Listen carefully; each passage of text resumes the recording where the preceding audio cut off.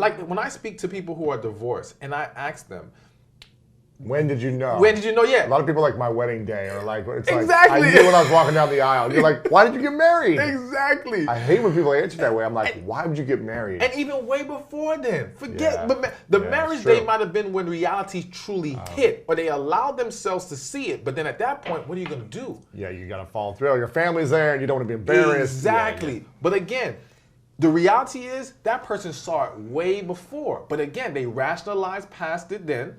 And now they found themselves in this more difficult position, and they can't do anything about it. And then they get a divorce a year or two later. They 10 try years, to make it. 25 years later. I know. Listen, Wow. I know one couple who were married for 25 years. After they got divorced, everyone was against it because on the outside looking in, they looked like this great couple. Yeah. All right, but they were miserable. All right, behind closed doors.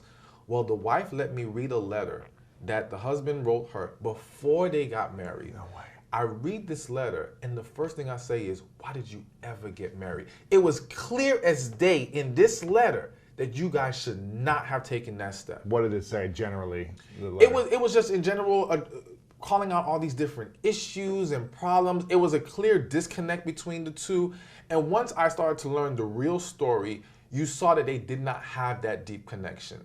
They were two people who did not fit together. And what they lacked was the other thing I was going to bring up as far as what people need is balance. All right. I think too many times we're fixated on equality and not enough on balance. What's the difference? The difference is this. Equality is almost like, all right, LeBron and Dwayne Wade join together. They both are alpha males of their team. They're both superstars. They both can shoot. There's some level of equality there. But you know what? They could not win a championship until one decided who's going to be the main person here. It wasn't about equality. It was about balance. It was about complementing each other, learning how to work together. D Wade or the rest of the team being able to do the things that LeBron can't do everything on his team. He needs the right players around him. So it's the same thing in relationships. It's not about they have to be able to do everything we do. We got to be able to do everything they do. It's about, can we complement each other? Can we balance each other? Can I fit in, or can I have the strengths where you have the weaknesses? All right? And in a way that doesn't conflict. And I believe the conflict part is when you don't have a connection, they will conflict.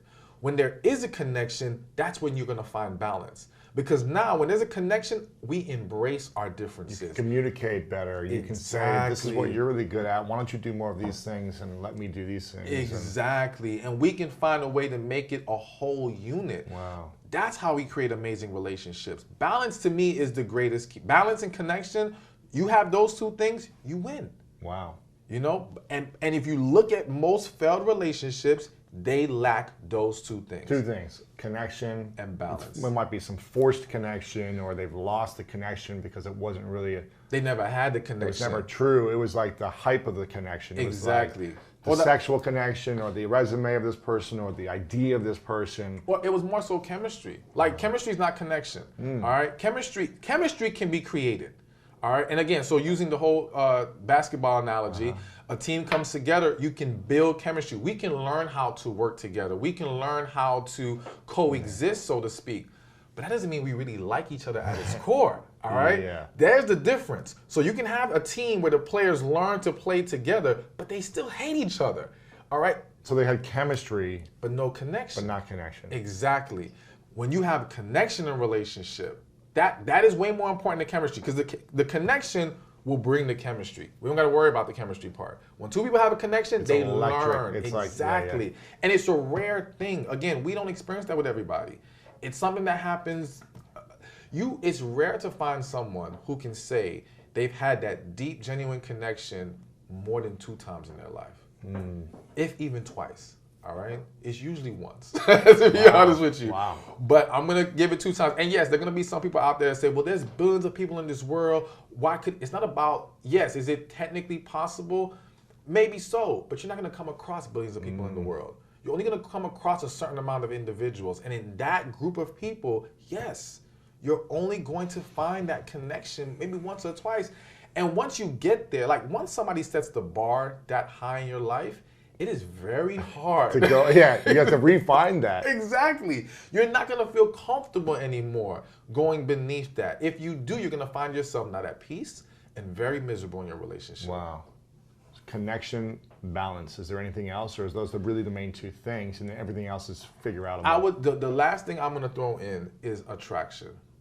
And the reason I throw it in is because I feel like in this world, we try to shame people for putting a focus on attraction.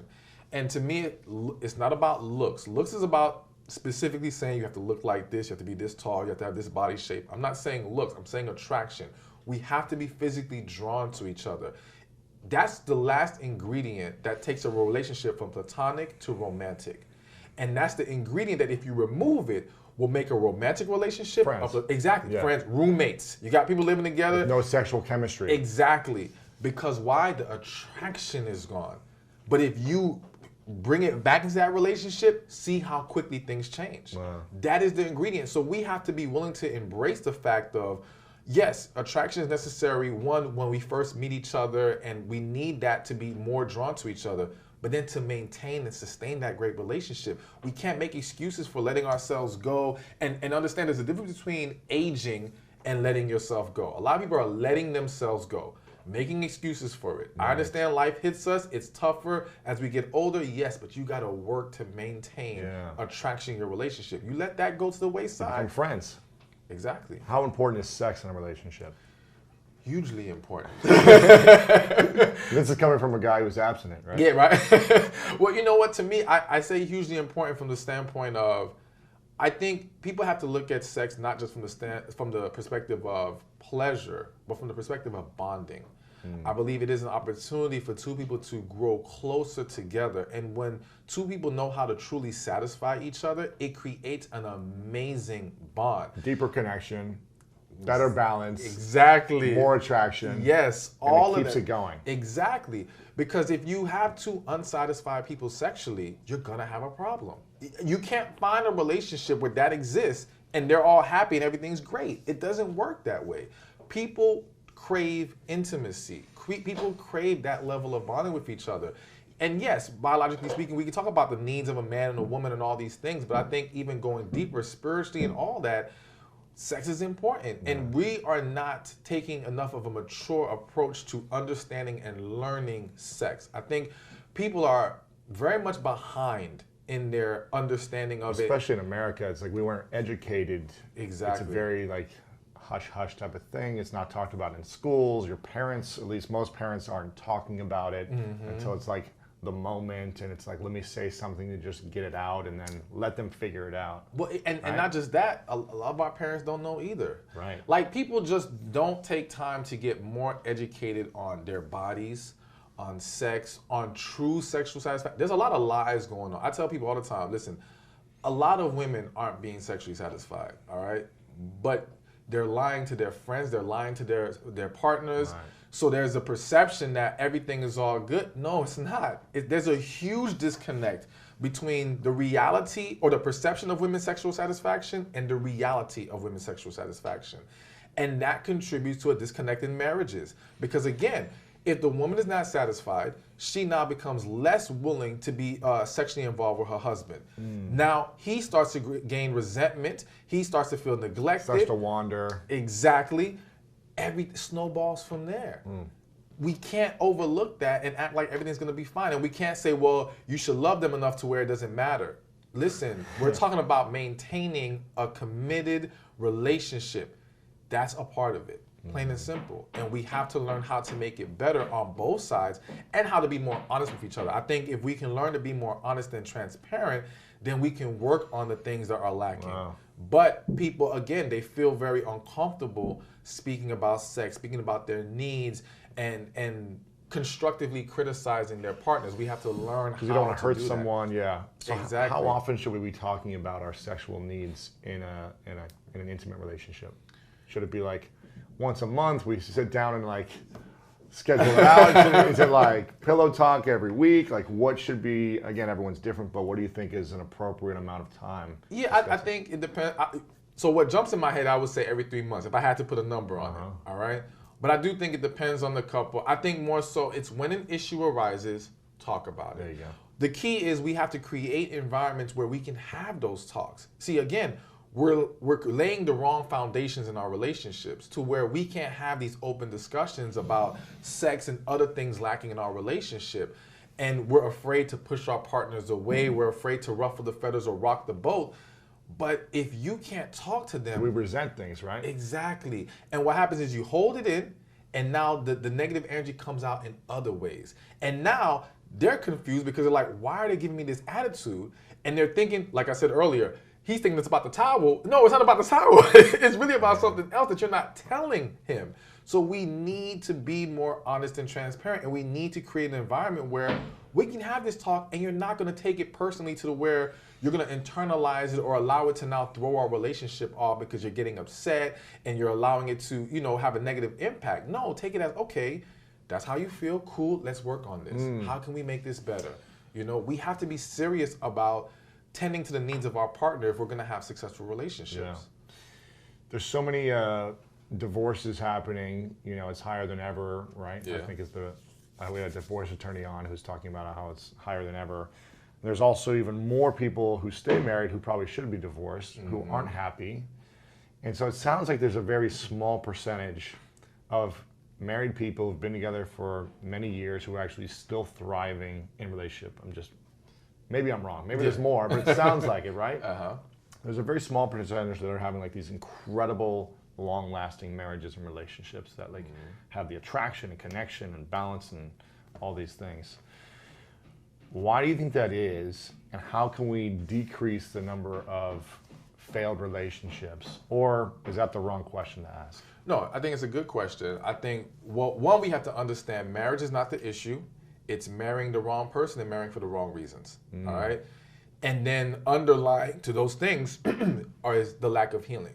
Because it's the lack of healing that leads us into these wrong relationships and allows us to entertain situations we should not entertain. Because again, for example, if you're a guy or woman, if you've been through some things and now you think you don't deserve that great person, that great relationship, because your perception of yourself is low, now you're gonna just latch on to whoever comes around who says, I want to be with you and willing to give you what you want at that moment. Yeah. And you're thinking, okay, this is safe, this will work, let me go ahead and go with it, but you're never truly into them like that. It's never gonna be the relationship it needs to be, all right? But that all stemmed from your lack of self-worth because you didn't heal from whatever traumatized you emotionally before. So how do we heal first? What's that process look like? So it's a long process, and I do plan on, I have a book I'm working on right now called Finding Love After Heartbreak, and it's gonna lay out the entire process. But, so I'll give a little bit right now, and I'll save the rest for later. Great. So one thing is first we got to get the hurt out. And so I have this exercise I do at all my events called the Who Hurt Me list. And so you get a piece of paper, It could be write like down 100 people, me. like, oh, motherfucker. It happens. Ask yourself the question, who hurt me? And now every person who comes to mind, write them on that paper. Doesn't matter if you think you moved past it. Doesn't matter if you think it's small and insignificant. If they came to mind when you asked yourself that question, put them on the paper. Anyone in your life. Anyone from a in your childhood life. friend to your parents to a lover. Anyone, anything, if they come to mind, put them on that list. Because that's how we start to recognize the pain points in your life. Now we see, okay, this is where it's coming from. A lot of people have suppressed what has happened to them. And so you can't address and resolve something that you're not willing to accept exist in your life. And the reality is that just because it was 10 years ago, 20 years ago, it's still lingering within you.